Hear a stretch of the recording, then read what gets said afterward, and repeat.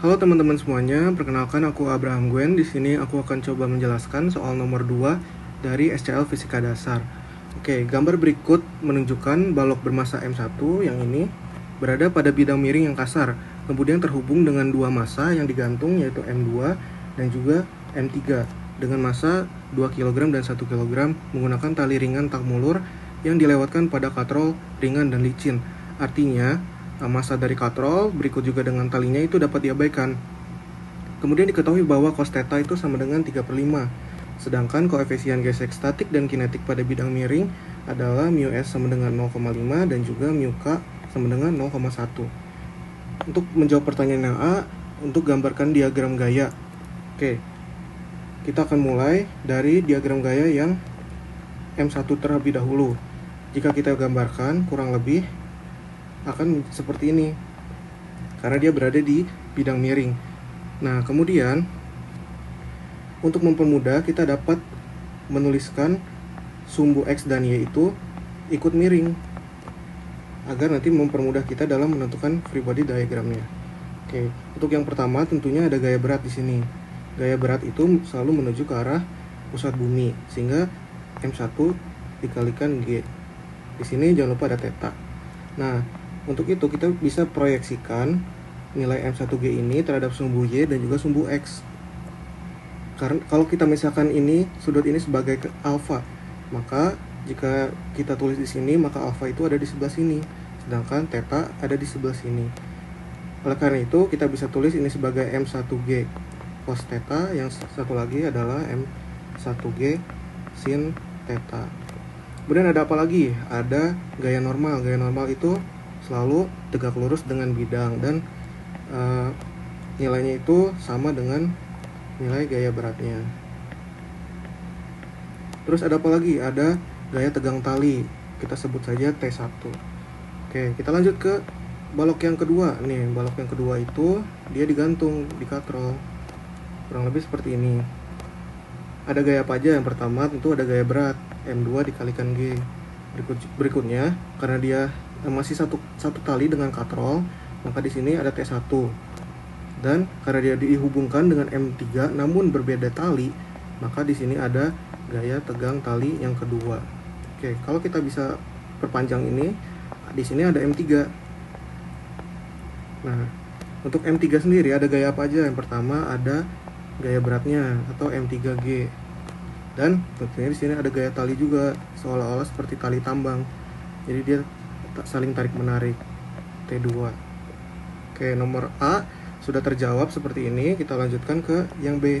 Nah, yang B ini tentukan besar massa M1 agar balok bermassa M1 tepat akan bergerak menuruni bidang miring. Nah, kata kuncinya itu adalah tepat akan bergerak menuruni. Jadi karena dia tepat akan bergerak menuruni, berarti tadi aku lupa di sini itu ada satu lagi gaya. Karena bidang miringnya kasar, otomatis dia akan ada namanya gaya gesek. Nah, gaya gesek ini arahnya kemana sebenarnya nanti ditentukan oleh tergantung dari arahnya, karena dia selalu berlawanan dengan arah gerak. Nah, contohnya yang B. Yang B itu dikatakan dia menuruni bidang. Karena dia menuruni bidang, maka gaya F-nya itu akan ke atas. Nah, maka gini, kita bisa tulis persamaannya itu menjadi M1G sin theta dikurangi Fs.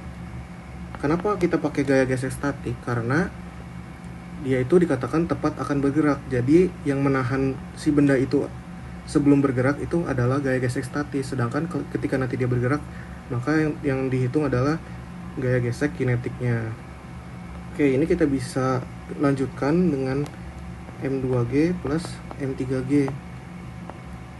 Nah, untuk gaya gesek sendiri itu kan bisa kita jabarkan menjadi mu s dikali gaya normalnya ya, M1G cos theta. Dan ini kita bisa keluarkan M2 plus M3G.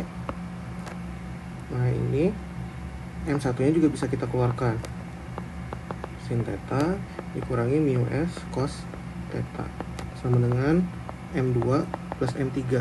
Nah, G nya kemana? G nya bisa kita coret ya, karena dia ada di kedua ruas. Nah, selanjutnya kita bisa masukkan angkanya langsung. Nah, untuk kita kan mau mencari M1, sin theta tadi diketahuinya cos theta sama dengan 3/5. Oleh karena itu berarti sin tetanya itu otomatis 4/5 ya, dari segitiga ini, dari segitiga trigonometri. Nah, kemudian mu s nya kita bisa masukkan 0,5 dikali cos tetanya 3/5 sama dengan M2 plus M3 itu 2 ditambah 1 sama dengan 3. Ini kita bisa hitung aja, 3 dibagi 0,5 hasilnya itu 6 kg. Artinya ketika dia akan tepat bergerak yaitu setelah dia melebihi 6 kg. Contohnya misalkan kita tambah bebannya 1 kg, maka dia akan bergerak ke bawah karena gaya geseknya udah nggak kuat lagi. Kemudian yang C, tentukan besar percepatan dan tegangan tali pada tiap-tiap balok jika M1 nya sama dengan 4 kg. Oke, sekarang M1 nya itu 4 kg, kita bakal tentuin dia arah geraknya kemana. Nah, kita bisa tes dulu, kita uji apakah dia akan bergerak turun atau bergerak naik. Misalkan kita bergerak turun dulu, bersama dengan M1G sin theta dikurangi mu S M1G cos theta harus lebih besar dari M2 plus M3G. Nah, ini kita bisa masukin angka 4G dikali 4/5 dikurangi 0,5 dikali 4G dikali 3/5 lebih besar dari 3G. Ini jadi 3,2G dikurangi 1,2G lebih besar dari 3G. Otomatis 2G lebih besar dari 3G. Bener gak? Enggak kan? Karena 2G itu lebih kecil, jadi ini salah. Artinya balok itu nggak bakal turun. Sekarang kita cek kalau naik, berarti tinggal dibalik aja ya. M2 plus M3G harus lebih besar dari M1G sin theta ditambah mu S M1G cos theta.